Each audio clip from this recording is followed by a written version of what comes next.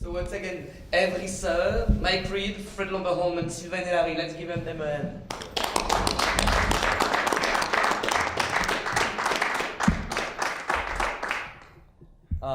We did the same when we were in Paris at the Paris Center of the University of Chicago.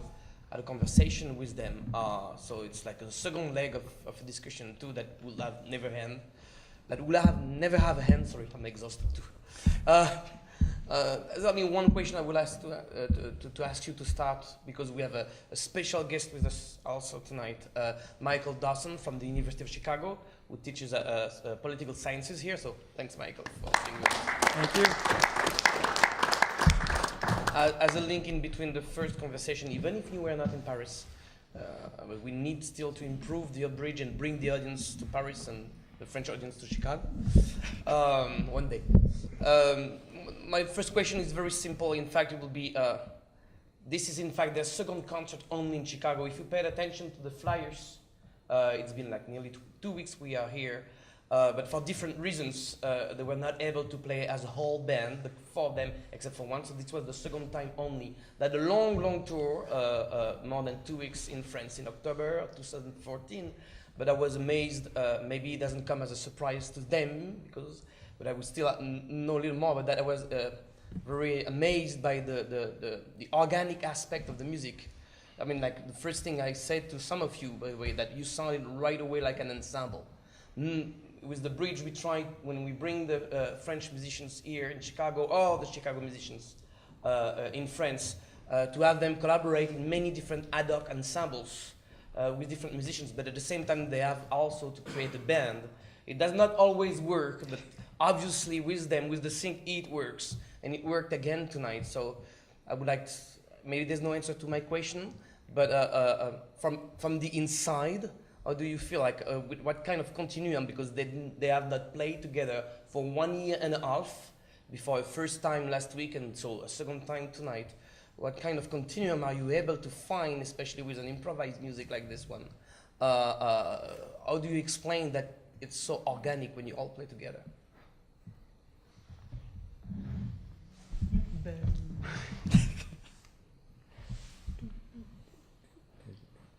Hello?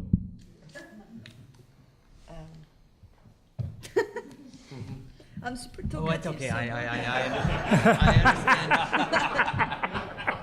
I've been trained in microphone technique. Thank you.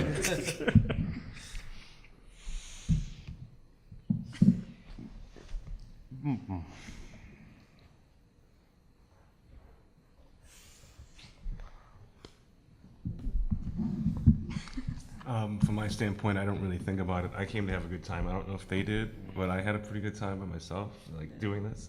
So that's kind of the way I think about, or try to think about it as much as possible. It's not always possible, but you know, I'm looking to just have a good time. So other people have different agendas on. No, but other people have a different agenda on the stage. Yeah, totally.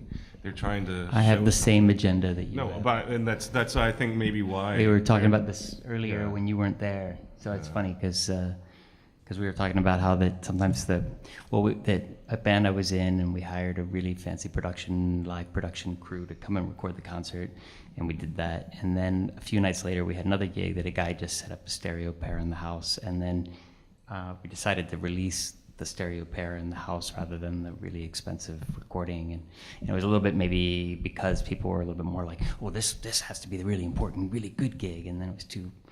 And so around then, I said to them, I said, well, now you don't know this place, it's a bookstore on the north side called Myopic, maybe some do. And I said, now every gig is really, I'm just hanging out with my friends at Myopic, you know, and I don't really care an important gig or unimportant gig or whatever. And like, I think, so what you're saying, I just come to play music with my friends, and if that's organic or not, I don't know. But some newer friends, some older friends.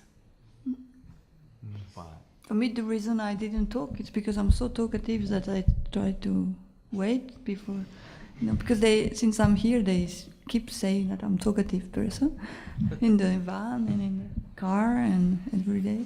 So, but it's pretty practical when you. I've never said that. No, not you, the never bridge said team, and so it's nice because when we do workshops, it's really cool to have someone talk. But I want to say that I also have a lot of fun. And for me, it was when we played the first time again together, it was like we just left each other the day before. And when it's like when you know people and you stay 12 days together, then you meet 2 years after, it's probably something like, it's like in life, music it's about the same. And yeah, I think the evolution continues in each concert, so this one too. Yeah. Yeah, it's also a question of perhaps memory and perhaps because we did we recorded during the time we didn't meet.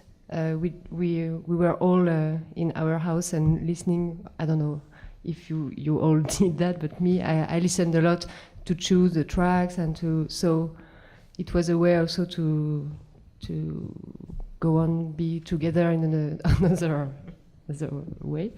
And yeah, when we toured in France, I had really this feeling that we had chance to play so many times, because it's really rare for me to play improvised music for 10 days. And I had really the feeling that it was not a question of one gig, but I don't know, the music was going on and it was not, I mean, we put all in one concert, but it was also the beginning of a story, and it takes time. The time went larger.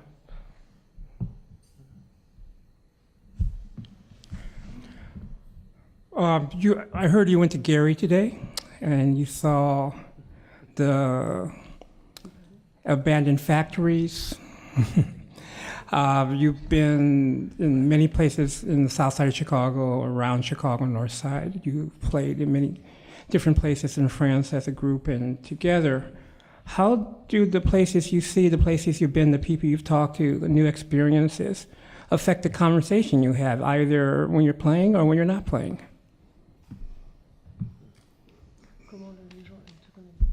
Tout ce que vous avez fait, tout ce que vous avez partagé ensemble, comment ça affecte ce que vous jouez ou pas d'ailleurs?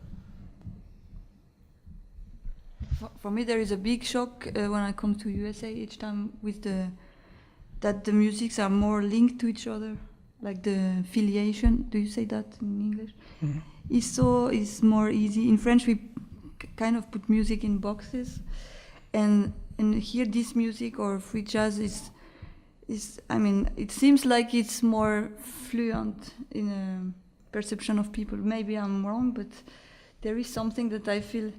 There is something which relax me in some way to feel that I'm not in the box country,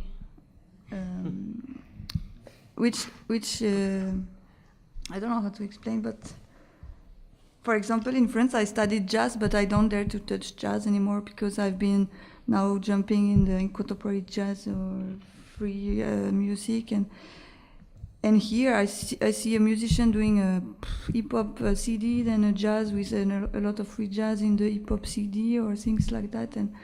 And we don't do that so much in France, or maybe I'm just out of the overview, I don't know. Sylvain, does that? Yes. What? I mean, me, my friends, Sylvain, and we try to mix so much the music that we don't find a place to play the music we mix the most. When we invent our real thing, it's always two something for this scene, two something for this one, two jazz for the contemporary scene, and two contemporary for the jazz scene. And we don't find our box for certain of the projects, so that affects the music, and we. For me here, it's that the people we meet, everything is more blended. I don't know why I feel that, but maybe the way Alexander brings us, I don't know. But yeah. We can introduce you to some very rigid, in the box kind of American people. We have people open. No, it doesn't mean we are not open in France, but it's. I know. What with, especially with the jazz, there is something a bit square in France.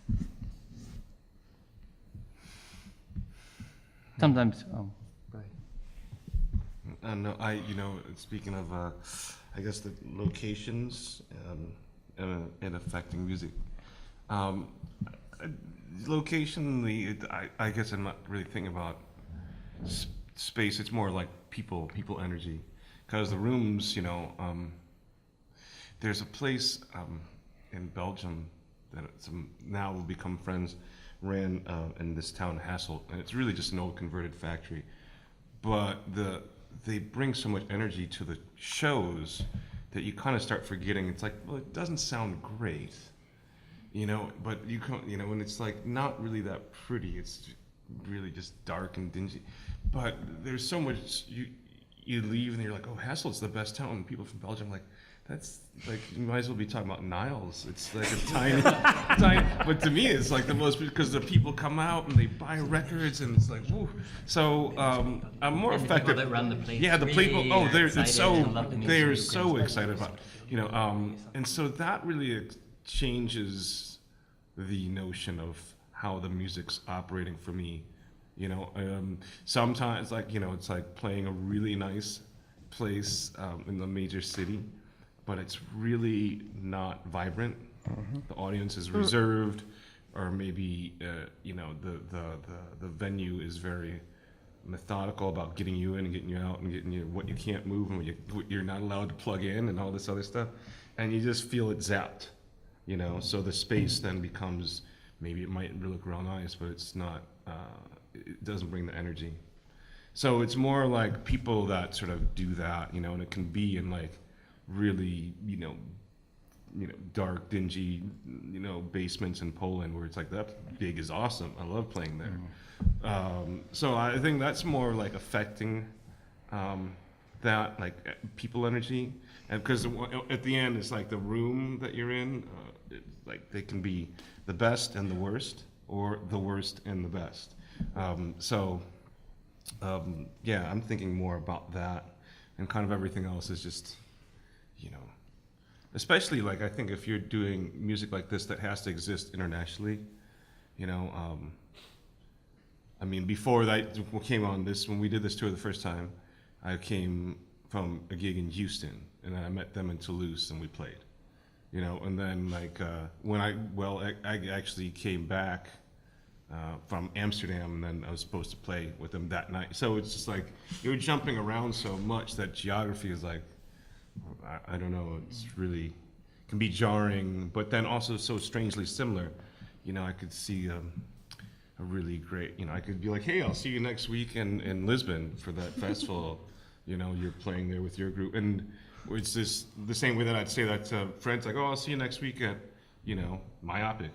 That sort of, that's kind of like, so you bringing this space kind of with you. People are transmitting it, and it's not so much about like the actual environment, or and I don't know if that really addresses a question, but just sort of, that's what I'm thinking.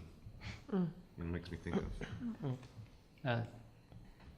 I mean, that's everything you said I agree with, but I was thinking about the question from the point of view of more like, so you saw abandoned factories today or something, and it kind of connects to something I've been thinking about a lot lately, which is this, or back to programmatic and non-programmatic music. And I'm generally not a programmatic music-oriented person throughout my interest in music history everywhere. And so then the question of, did what you saw today affect the music tonight? I hope not, really, actually. But at the same time, everything that I do in my life, that I see, that I experience, every relationship I have affects the music in some sort of way, or affects me. And if I'm actually trying to play my music, it does. So, but sort of it's more digested, hopefully, than just like, oh wow, today we saw an 11th century cathedral, or although one of my favorite records was made after the musicians spent the whole day in a museum of torture implements. So, but I don't know if they were, again, really trying to be programmatic as much as just playing the music that they played. Do you think the factories today affected what you did? Not yet. Not yet, right? But maybe someday, Yeah. or Yeah, it it'll cannot stay be- with you, or Yeah. it won't stay with you. And Yeah. Yeah, me, I thought But of it was the in- factory. We visited an old factory. I mean, the with my screw and sound, bolt factory. I don't know. So Again. it came. Some images came in my mind when I was playing, but it's not working always like that. For me, it was more the visit of this factory with some friends, like to spend a day with you. Yeah. Made it so. And today I was a bit sick, and then when I was in the music, I was like, really, I'm here really to be with those really good people, and I'm a bit hippie with this, but it was really a love thing that I felt so good to have had these people around me when I was sick today, and I was so grateful. You also went to the lake. Yes. And I felt West of France. It felt like West of France. More windy. But here I can. I just want to add something. I don't know if because it's not my town, but I can really feel. I don't want to compare with France, but in fact, I do because I really feel here something really spiritual. You know. For example, we played at lunchtime last Sunday in a house with artists, and the idea was just to share this space and bring food, and we didn't know exactly what would happen. And we were in circle, and people from the audience were just in the circle too. And I remember a woman, she was really taking part of the improvisation. And at one moment I was playing and she said, yeah, speak, come on, yeah, come on, don't let, yeah. And it pushed me so high. I never felt this. And I don't know, perhaps in France it didn't happen for any reason, I don't know, but I can feel here a strong history to community and of way of practicing music and playing music, an emergency.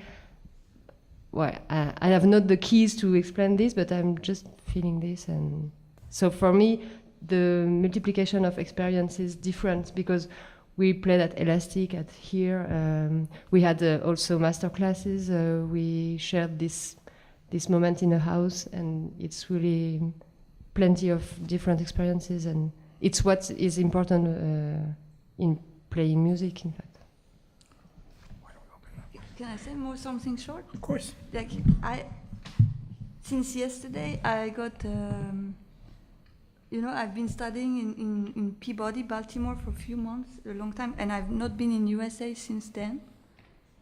And since yesterday, I want to play jazz again. I don't know why. When we met those people, in contact of people here, we connected something I learned here when I was at Peabody, and I find back something which I got here. So it affects me a lot now, and it's really, something is moving. Good. It's been a long day for everybody, so we want to open it up to the audience to see if we can broaden the conversation. So, anybody have a question?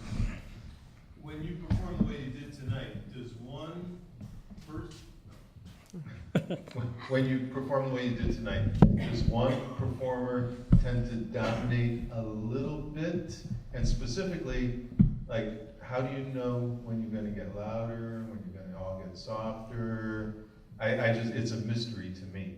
And I'm just wondering if one person somehow takes a little bit more of the lead and everybody follows.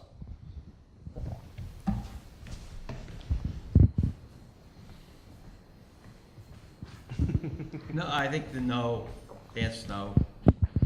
But I mean, especially, somebody could lead it to get louder or more intense, but to lead it to become more quiet and detailed is, I think we just all listen to each other and say like, we could, yeah, why not? Things like it's a negotiation about all the time. I think on the front. I think maybe actually Mike probably thinks that he's just leading the whole time. For me, You have to, I think part of when you have something that is there's an agreement. It's like, oh yeah, that works. Like at least amongst us, whether it worked for you guys, it's who knows. But if there's an agreement amongst us, there's probably something that you're forgetting, is that there's roles within that what's happening that we probably all like to play. Like, you know, it's like if you were gonna like convene 5 people to play basketball and they were all centers, we'd have a problem, you know? But it's like certain people do certain things well, and it's sort of, so it kind of fits in certain places. So if that means that somebody you might think is maybe slightly leading, maybe that's exactly what the rest of us want that person to do, because it fits into what the other things, the functioning of the other people do, you know? We do have to give some idea that the way that their instruments do work do have a natural tendency to do certain things. You know, it's like we can't like divorce ourselves from what has been music and popular music especially. It's like, well, drums do a certain function. You know, I'm not going to be necessarily the soloist. You know, I could be, of course, And but there are times where you are. yeah, and there is time, you know, but obviously the notion is like there's a lot. I'm playing in a certain, even as strangely as I am playing, is a support vessel to push, you know, and ebb and flow sort of the rhythmic moments, you know.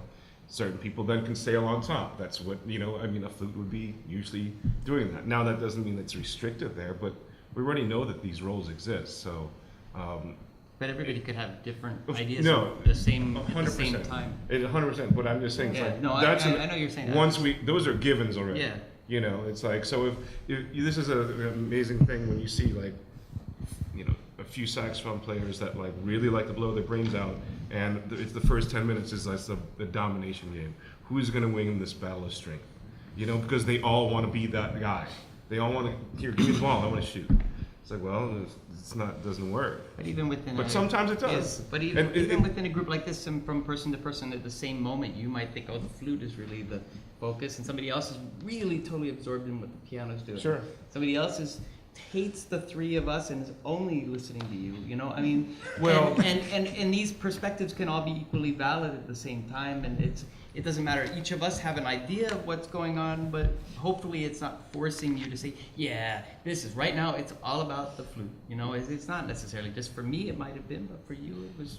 No, but I think else. that there's, in general, it's a negotiating agreement that how things, when they fit, it's because there's certain things that we all like to enjoy doing. Yeah, oh, no, You know? I agree, So, but I'm I saying mean, that where your yeah. focus on one person's perceived leader is not necessarily another person's perceived leader, and I don't think either Right. of those necessarily wrong as much as they're just your perception. Like, I'll go and see some indie rock bands only to see the drummer. And I'm ignoring the singer and the songs, and I'm just listening to the drums, you know, and that's, and the lead singer whose band it is, who writes the songs, who has the publishing rights and everything else, is like, what are you fucking doing, you know? I'm the star, not Chris, you know. I made that Names, name up. man. I made the name up. For me, it's more like we could ask the same question to Roger Federer. How do you know what the guy will do? You know, in sport, how do they do? The tennis player? Yeah, the tennis player, because there are two ways of doing it: to practice and to try to, with the head, analyze what the guy is doing because you have a lot of experience, or you have like the feeling thing. You feel that it's go that way, or you push the button of your music at home, and louder it is, more you move, and you don't know why. This is a feeling which is more like not analytic. That could be two answers of how we do it. It's a question That's of great. space.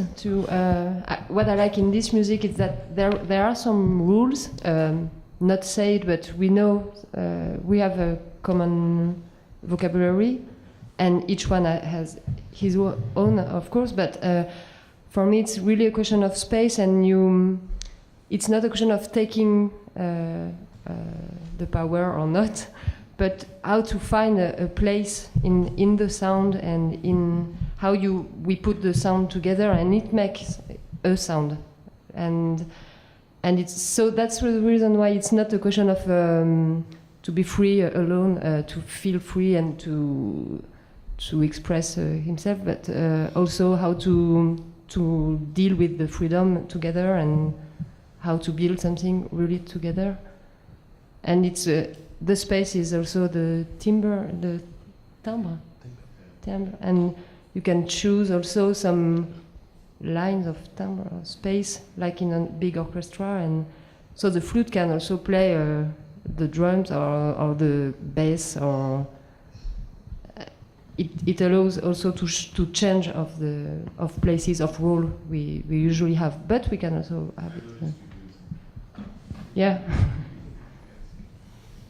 But like in non-soloistic ways too, you can kind of be very important as a leader, and like the drummer, you know, if there's a perceived tempo and the drummer pushes the tempo, it's not necessarily like, oh wow, I'm playing a solo, as much as I've really changed now the whole kind of, you know, push for everybody else and what happens. And this kind of, these are roles that aren't really leader star front and center roles of leadership, but they're kind of leadership on other parameters that are all, you know, that's the other thing is I think most of us are thinking about more than one thing at a time, and there's a lot of parameters going on in the sounds that we're making and how relating to each other. And so somebody is in charge of dynamics, somebody else is really a pitch leader, and somebody else is an intensity leader, and someone else is an angularity leader, let's say, or a irregularity leader. And these different leadership situations are at the same time essential or important, but they're not the only leader. Yeah, it's like in life, when you see people running around, you can feel that certain stress, or when they, no. Maybe it's just like every job. I find when I listen to jazz, or particularly see a live performance, that I rotate. You're what? I rotate my listening. Rotation. Il faut Go from one to one. On écoute. Rotation. Rotate. Rotation. I may focus on the drummer for a while, and it's not because they're soloing. It's because I want to, you know, appreciate what the drummer is doing, and then I may focus on the horn or the guitar or the piano. So I find as a listener, I'm listening to all of it, but then periodically I do a deep dive on the horns or the guitar or the piano. Get inside of how they made the choices to do what they're doing. Yeah, what saying, their okay, I'm hearing role this. is, yeah. How are they making that sound? Right. How are they coming in on the rhythm? How are they blending in and out on those beats? So, I'm just saying as a listener, a lot of times I'm not necessarily so in tune to somebody's leading it, particularly with jazz. Because a lot of jazz I listen to is kind of like what you guys are playing. Everybody's on board. All in, nobody's out. So I'm kind of more. I'm trying to. I'm eating for the buffet. I'm not eating one meal. I'm eating for the buffet. And I'm like you when I want to listen. taste all the flavors. Yeah, but did you analyze what do you listen at? Why do you do that? Because sometimes I'm asking the same question to myself, and I notice that when I stop on one of the musicians, it's because there is either the dynamic which goes out, or there is something more clear in one of the discourse of the music. Speech. Discourse. Oh. Yeah, I think I realized that in the midst of the composition, something got my attention. That instrument is maybe changing up a little bit. Yeah, but it's the same inside. We know these things, and I know that if musicians want to go a little bit over, just he can do it not only with the dynamic, with the place or what he wants. What place he wants to take, and the listener is really attached to this. I'm sure it's the same inside than outside. No, sorry. I'm showing my ignorance to a certain extent, but I'm saying that there's a call and response. Yeah. with Sometimes there's a conversation between maybe two of the players. Exactly. Yeah. So even all the players are listening to not only themselves but the other instruments, and there's a tendency to Like, what are you talking about? What the heck are you saying? Oh, that's what you're saying? Okay. And I respond, you know, let me tell you my interpretation of what you think you're saying. Then I'm curious how you're gonna respond to that. So that's the way I kind of, as a listener, I'm listening and I'm saying, okay, now what is the drummer gonna do with that? Or what are the horns gonna do in response to the drummer? I hear the drummer he was, then all of a sudden, he's kicking it up. He starts kicking it up. Okay, now what are the horns going to say to that conversation that the drummer has now kicked it up? And then, I guess I don't say finally, but I can talk about it, but the drummer to me, many times, is inspiration. And the drummer has got those rhythms going and got that beat going, and he can inspire. At least I've observed that the drummer is many times giving encouragement and inspiration. I just want to share that. And I don't know if you guys agree with that or sense that, but the drummer. Not every drummer. Yeah, okay, that is. But if you play loud, the guitar is distortion, and you cover the drums, then you can. Yeah, but for us, I think it's the same. It's always a question of being inside and also listening and being with the musician and with the audience. So it's a common. Yeah. So it's all communicated. You know, all art to me is communicated. I've been recently spending a lot of time with visual art. I used to spend much more time with music or auditory stuff, but it's all communicated.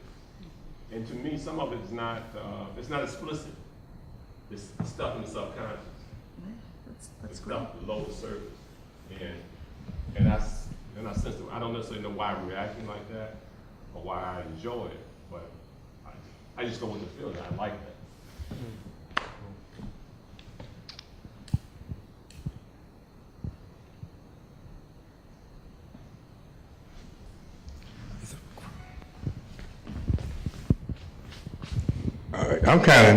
I'm kind of new to the experimental jazz scene, but I see the correlation between avant-garde and the creative musicians. So my question to you: did any of you have any kind of influence from, say, a musician like Sun Ra or Coltrane? Mike and I once played a whole set of just Sun Ra, and that's just scratching the surface of both of our separate love of the music of Sun Ra. In fact, Mike has a large ensemble that plays the music of Sun Ra, and I'm sure in France Sun Ra has factored significantly. Yeah, Sun Ra. Yeah. Yeah. My uncle did a film of Sun Ra in a jazz festival a long time ago, and I had the chance to watch this film. It was like 20 minutes, and I was like, oh, what is it? Of course, it was something important, but as many different music and yeah, and also. The anniversary of the AA. CM. ACM, 50 years. They got off. It wasn't beautiful.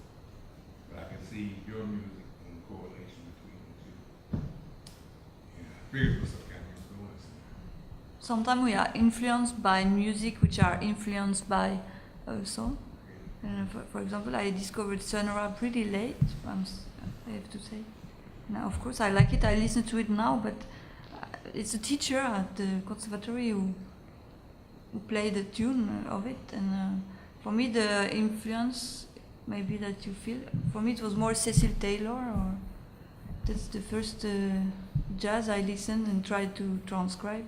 Then I discovered there was more simple stuff maybe to do. And I did the way the other way. This was. But you mentioned the AACM also, and like as a band with Roscoe Mitchell, and that duo work with him too. I studied with Anthony Braxton, so in our case, again, it's pretty much very input.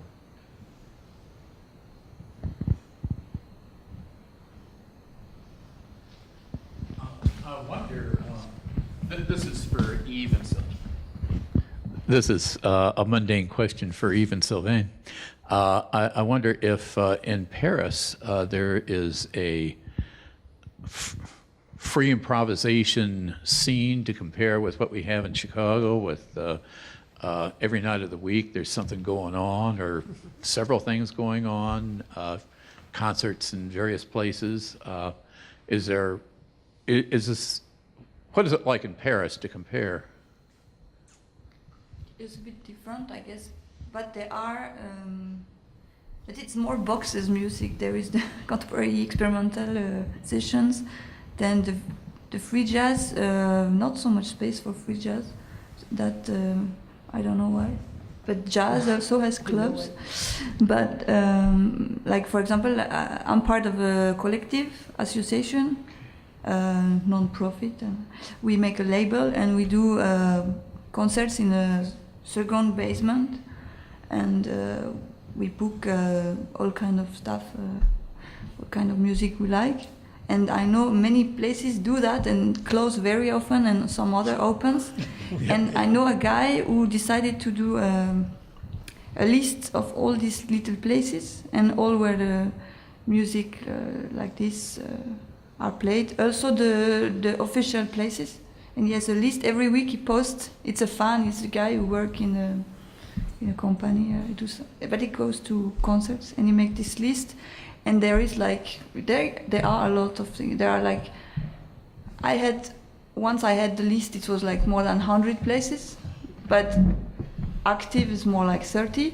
And sometimes it's just like 1 or 2, and sometimes it's like 10 or 20. But it's quite a lot. But it's really underground. Really underground. We're way above Yeah. the ground.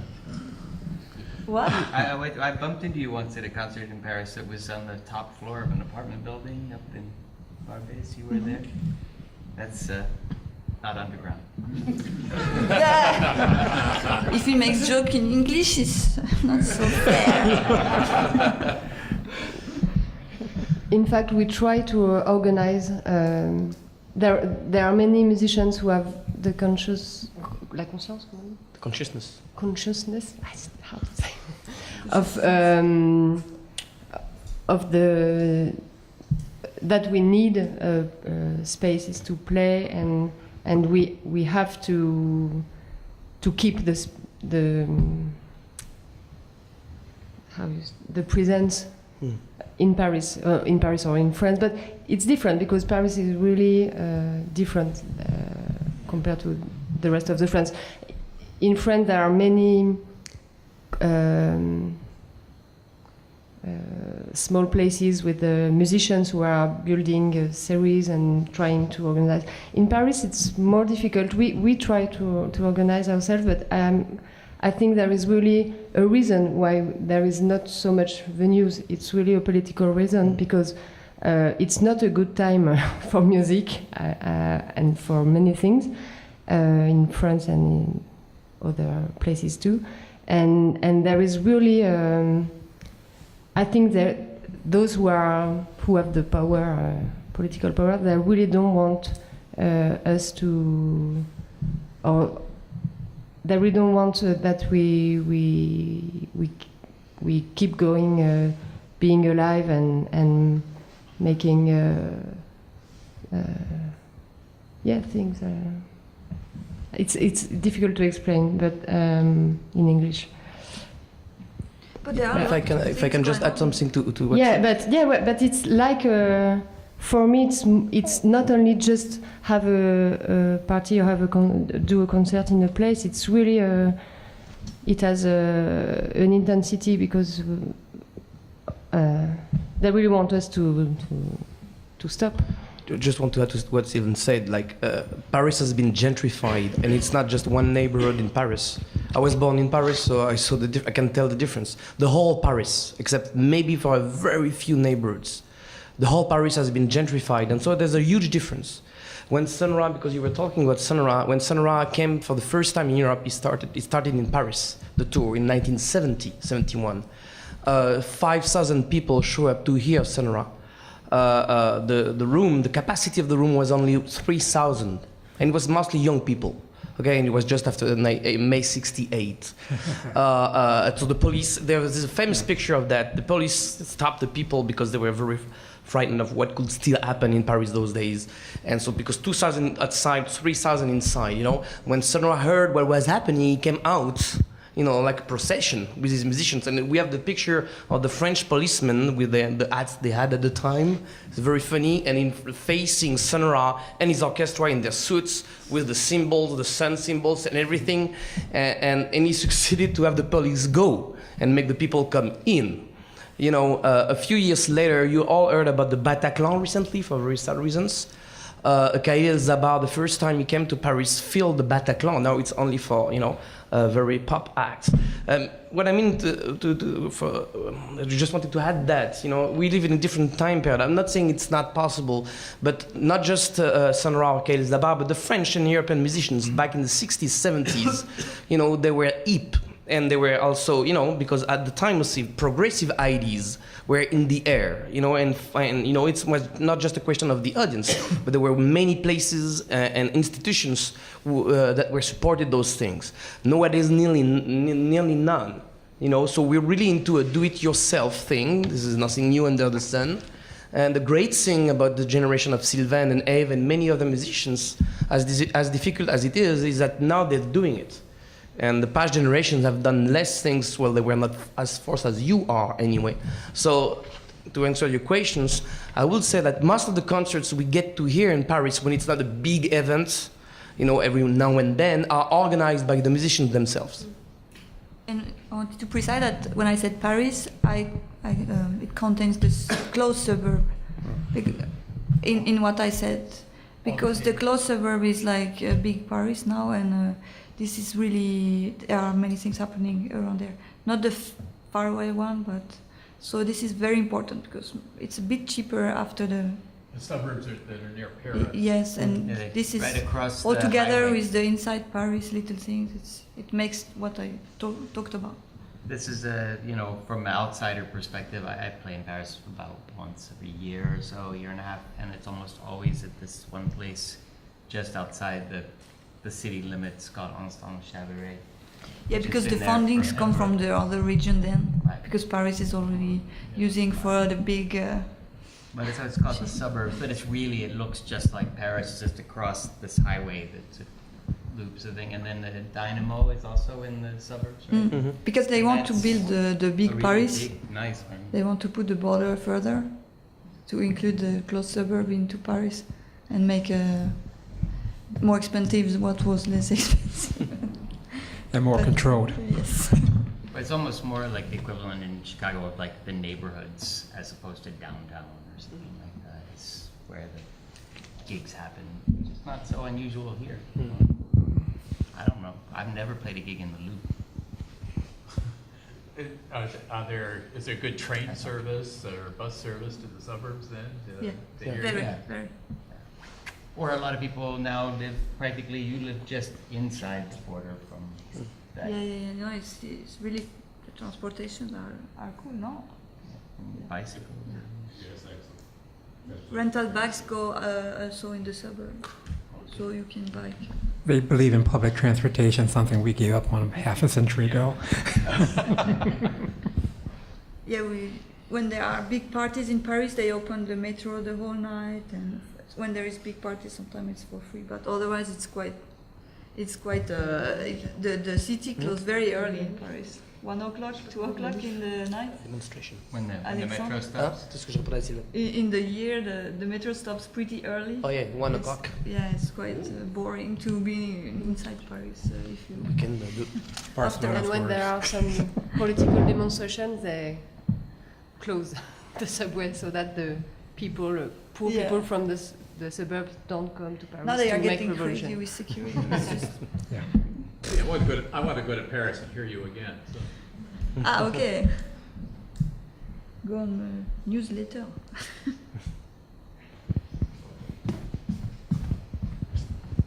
I saw you play last Sunday at the private residence with some other musicians, and it was to me it was a unique experience. I've recently been spending quite a bit of time with an art collector, Patrick McCoy, and he kind of opened my mind to art a little different. He said, you know, because he said when you go see art at a museum, it's kind of sterile. And when I looked at his art in his residence, it's a different feel, it's a different engagement of the art to see it in a residence, somebody's living with it. And so I wanted to say that to say it was a different experience to hear you and your fellow musicians play in a home, and a beautiful home, by the way. But it was a different feel. It was a certain, like they say, lounging or laid back. It was a different feel than hearing it, even though this is a beautiful room. It was a different feel to see it in the residence. So it made me think about Patrick's comment to me about visual art. To go see it at a museum is one thing, but to go see it in somebody's house is something else. So that was so unique and so enjoyable. I've gone to hear music outside at concerts. I've gone to hear it in this place often or something like this, but to go hear that music in a house, and you guys were like, you know, you guys were free. You know, the music you were playing was just free and kind of spiritual. And it was, so everybody enjoyed it. So I was thinking about your comment about the places they've been, how did that perhaps affect their music? The format changed. Yeah. It's a concert with chairs and stage. Yeah. If you change the format, Yeah.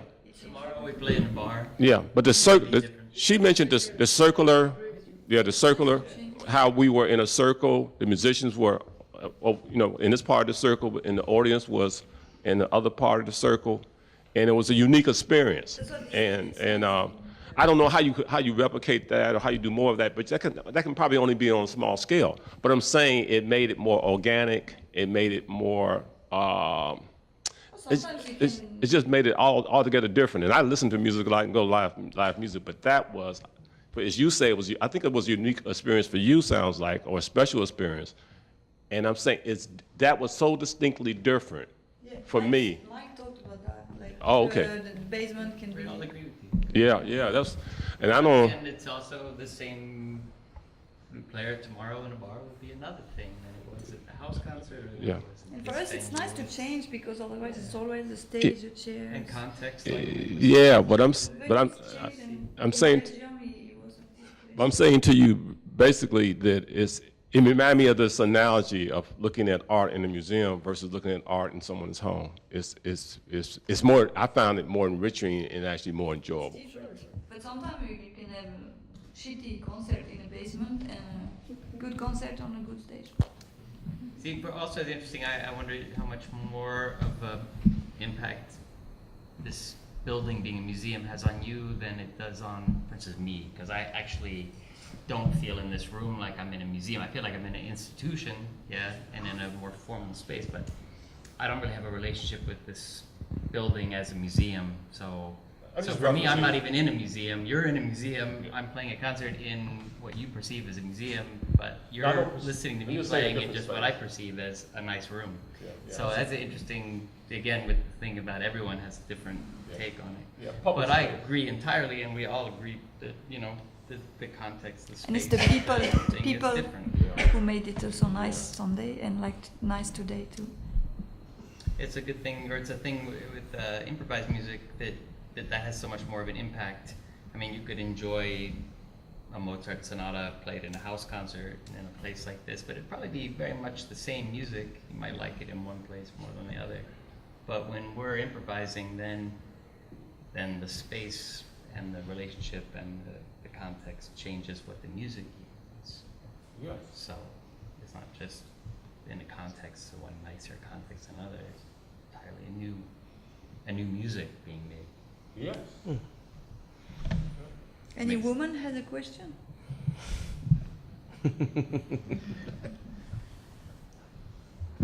Just to balance.